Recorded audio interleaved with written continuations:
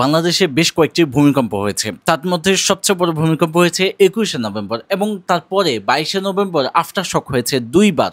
ভূমিকম্প নিয়ে মানুষ অনেক বেশি আতঙ্কিত, কিন্তু এই আতঙ্কিত হওয়ার পাশাপাশি আমাদের বেশ কিছু প্রস্তুতির জায়গা রয়েছে। প্রথমত আপনাকে ভূমিকম্পের আগে কিছু প্রস্তুতি নিয়ে রাখতে হবে। প্রথম প্রস্তুতি হলো আপনাকে জরুরি শুকনো খাবার এবং বেশ কিছু মেডিকেল সরঞ্জামাদি কাছাকাছি রাখতে হবে, যেমন ব্যান্ডেজ করা জিনিস এবং জরুরিভাবে আপনার কোনো জায়গায় ক্ষত হয়ে গেলে সেসব বিষয় যেন সেরে ফেলতে পারেন এ ধরনের মেডিকেল সরঞ্জাম এবং জরুরি ঔষধ একত্রিত করে রাখুন। কিছু শুকনো খাবারও একত্রিত করে রাখুন। পাশাপাশি আপনার যে মুঠোফোনটি আছে সেটাতে চার্জ দেওয়ার মতো বেশ কিছু চার্জার এবং চার্জার লাইটও কিন্তু আপনার রাখতে হবে। এই সমস্ত কিছু এমন জায়গায় রাখুন যেটা আপনার বাসায় তুলনামূলক নিরাপদ। তাহলে প্রশ্ন ওঠে, বাসার কোন জায়গাটি নিরাপদ? বাসার যে জায়গাটায় ভীম দেওয়া আছে, মানে আপনি যে বিল্ডিংয়ে আছেন সেখানে বড় বড় ভীমগুলি এবং পিলারগুলি যেই জায়গায়, সেই জায়গাটা তুলনামূলক নিরাপদ। এর বাহিরেও রুমের একদম কর্নারের যে জায়গাটা সেটাও অনেকটুকু নিরাপদ।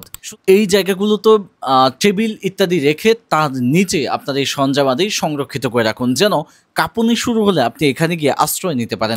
ভূমিকম্পটা শুরু হবে তখন আপনার বেশ কিছু করণীয় আছে। ভূমিকম্প শুরু হওয়ার সাথে সাথে আপনার আশ্রয় নিতে হবে শক্ত মেজ, শক্ত টেবিল ইত্যাদির নিচে। আর এখানে সবচেয়ে গুরুত্বপূর্ণ বিষয় হলো ঘরে ফ্রিজ বা আলমারি যেগুলি আছে এগুলিকে আপনি বেঁধে রাখুন। এগুলি এমনভাবে দেওয়ালের সাথে বাঁধুন যেন আপনার গায়ে এগুলি ছিটকে এসে না পড়ে। ভূমিকম্প শুরু হওয়ার সাথে সাথে গ্যাস লাইন এবং বিদ্যুতের সংযোগ বন্ধ করা খুবই জরুরি, কারণ গ্যাস যদি লিক হয়ে যায় সেখানে আগুন ধরে যেতে পারে।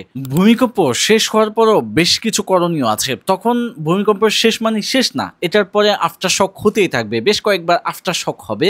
তাই এখানেও বেশ কিছু করণীয় আছে। প্রথমত নিজেকে চেক করুন যে কোথাও দাগ লেগে গিয়েছে কিনা, কোথাও ক্ষত হয়েছে কিনা, এবং প্রয়োজনীয় প্রাথমিক চিকিৎসাও কিন্তু নিয়ে নিতে হবে। আফটার শকের ক্ষেত্রে আপনাকে পুরো বাসার যে ঝুঁকিপূর্ণ জায়গাগুলো আছে সেখান থেকে আপনার সরে আসতে হবে, নিরাপদ আশ্রয় কেন্দ্রে আপনাকে চলে যেতে হবে। সর্বোপরি ভূমিকম্প নিয়ে আমাদেরকে প্রচুর পরিমাণে প্রার্থনা করতে হবে, আল্লাহর কাছে মুনাজাত করতে হবে, নিজের পাপ নিয়ে আসলে অনুতপ্ত হতে হবে।